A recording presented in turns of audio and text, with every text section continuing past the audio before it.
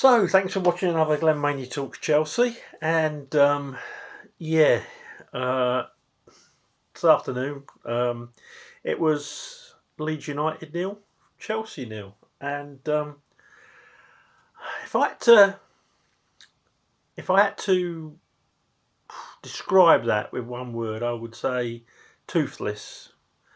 Um, we had a few opportunities, but we never looked like scoring. I mean, even when Chilwell was through, you thought it'd be harder to miss and score, but he never looked confident. I don't know what that was. A sort of bent-footed toe punt. I'm not just blaming Chilwell.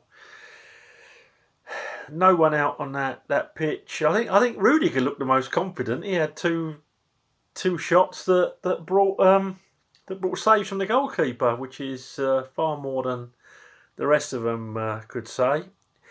Got to say this few things though that are mitigating in the circumstances. The pitch looked awful. Reminded me of the old 70s pitches. You remember the old baseball ground, and even the bridge was pretty bad at times. And these players, these elite players, just aren't used to playing on them sort of surfaces. It's more like a park pitch. That was, if I'm brutally honest. The wind, you couldn't really appreciate it that much on television, but you could see it holding up, particularly in that second half, and balls flying straight through in the first half. It probably took them a good few minutes to get used to that, and I don't think either side really mastered the elements. The rain come pouring down, which cut up the pitch even more. So really, for a passing side like Chelsea, and Chelsea do pass more than anyone else in the Premiership, including City, I think it was a great leveller. Leeds, to their credit, pressed well. They're still probably the dirtiest bunch of buggers in the league. There's one in the second half there when Havertz actually got rugby tackled to the ground. Kevin Friend was 10 yards away and nothing given. And that would have given us a free kick sort of 30 yards out. I'd love to see the referee's assessment. There was a few there. There was a stamp in the first half. The guy got booked, but he left his foot there. He left it on, and that was definitely an orange, if not a red. Mendy, couple of very decent saves. Still, I've watched that one in the first half. I don't know if he touches it or not, but if he did, that's a blinding save. And the one-handed one where he's off balance in the second half, he kept us in it. So before the game started, there was a lot of sort of, are we playing a back four? Are we playing a back five? And when I saw Pulisic, I thought surely he's not playing as a wing back, and he wasn't. It was a four, I think, at the back, with Aspie playing more as a right back, which worked okay. Against Leeds, and Pulisic did look really sharp. A couple of them crosses that he put in, unfortunately, we didn't get on the end of. One with Havertz there that should have been a goal. But Pulisic looked nice and sharp. I was a bit surprised and a bit sad when he got taken off. Really, I couldn't see the point of that. Ziyech I could. He just couldn't get into that game, could he? He just could not get into that game. But yeah, I was a little bit surprised, and I was a bit surprised when Mount came off, probably because he's not being saved for Athletic, is he? So again, one of our more sort of creative sort of outlets. So yeah, let's go through it. Not a lot to say really. Both sides pressed well. Leeds worked tirelessly. Our passing, particularly in the first half, I thought was excellent. playing playing out of the press. The movement was stunning at times. But nothing in that last third. Leeds looked more likely to actually score than we did, although we had so much of the ball. So yeah, we'll have Mendy, who was obviously in goal. I'm going to give, if he touched that first one, I'm going to give Mendy an 8.5. Distribution could have been slightly better. We say that every week, but you know, he kept us in the game, and that's what he's there for. But if he did touch that first one, wow, that was a great save. So yeah, I'm going to give Mendy an 8.5. Over on the right, we had Aspie. I'll score it as a back four. We had Aspie. Aspie worked hard all game. Lots of good blocks. Distribution, his passing at times let him down, particularly in the final third. But you got an Aspie performance from him. He was, you know, a true captain out there. He worked hard, solid as a rock. Aspie's going to get a 7.5 from me. In the middle, we had Christensen. Christensen played well enough. One shocking error in the first half that we got away with. I don't know what he was doing. He put a pass straight to a Leeds player, but that was fortunately his momentary lapse of concentration gone, and the rest of the game he played really well. Played well going forward as well as defensively. I'm going to give Christensen a 7 today. Rudiger could well have been up for man of the match. One poor pass in the first half, but other than that, one block with Bamford. Absolutely brilliant defending. If that had been a Juventus player, we would have all been, well, the commentators would have been raving. But it was a great block. It really did put a shift in Rudiger. People who watch these videos know he's not my favourite player because of the alleged Frank Gate. But do you know what? Last couple of games he's been immense. He was really good going forward. Wasn't scared to have a shot. The two shots he had was probably the most their goalkeeper worked. Very good in the air. Not just that defensive block, but another couple of defensive headers. He was there. So he was touch and go for man of the match. He's getting an 8.5 from me. If I'd give him man of the match, it wouldn't have been wrongly placed. Chilwell, not his best game today, I didn't think. He done okay. That horrible miss, I'd expect him to score. Couple of times, especially when that Helder Costa come on, he ended up on his backside.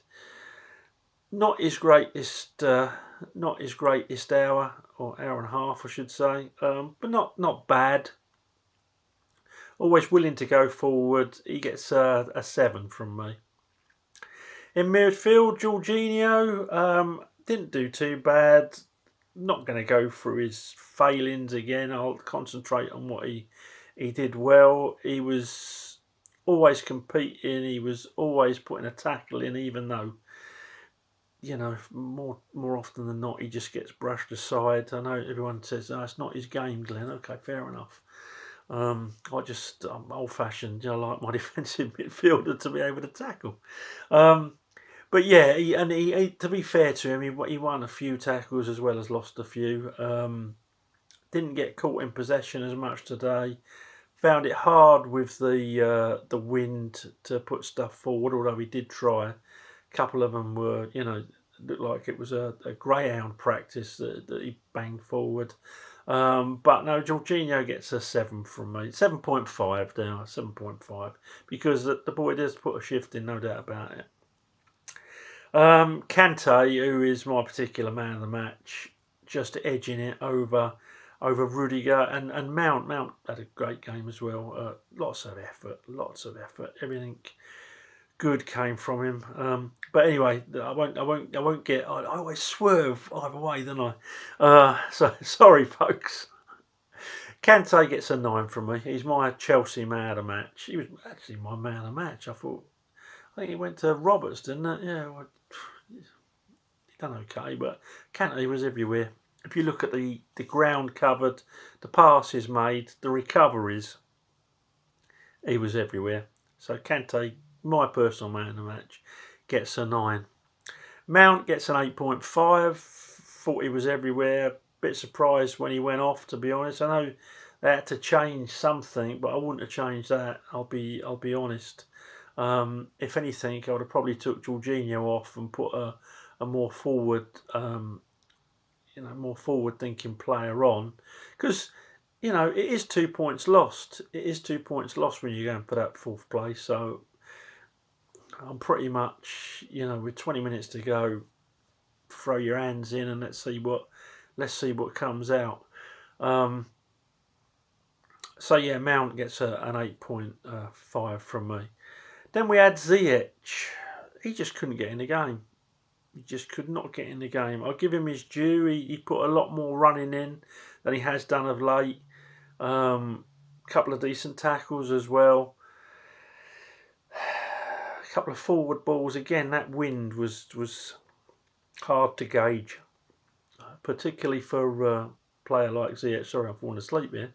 But yeah, it's particularly hard to gauge for a player like Ziyech. He gets a 6.5 from me. He wasn't really in the game. And up front, we had Kai Havertz. Having seen him play up front before for Leverkusen, I'd expect him to score a couple of those. I'll be honest.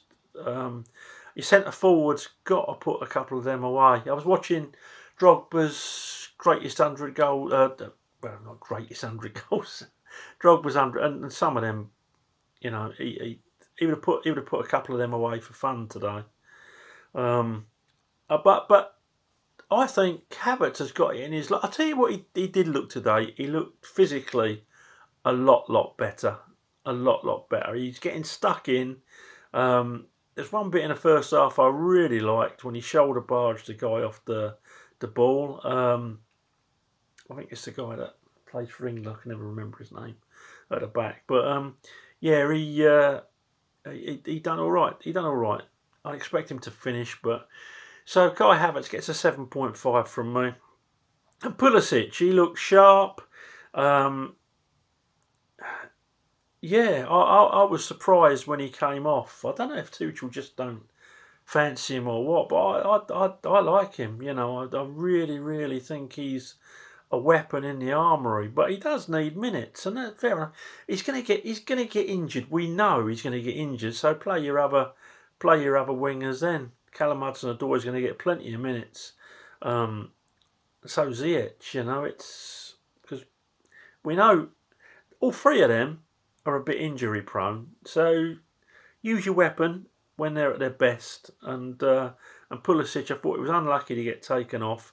He worked well. He worked well for the team. His body language looks a bit down. When I see him walking out at half time, I thought, you look down. You really do. So he's probably not in a good place, but he was professional when he was out there. Always a threat. He gets an 8 from me. Yeah, Callum Hudson-Odoi looked sharp when he came on. He'd get a 7. And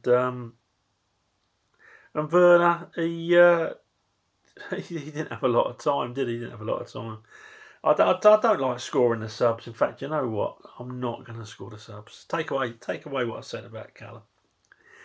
So, yeah, and it was just toothless. I've got my notes here about the poor balls. Terrible last ball. Chilwell, Callum. This is in the second half.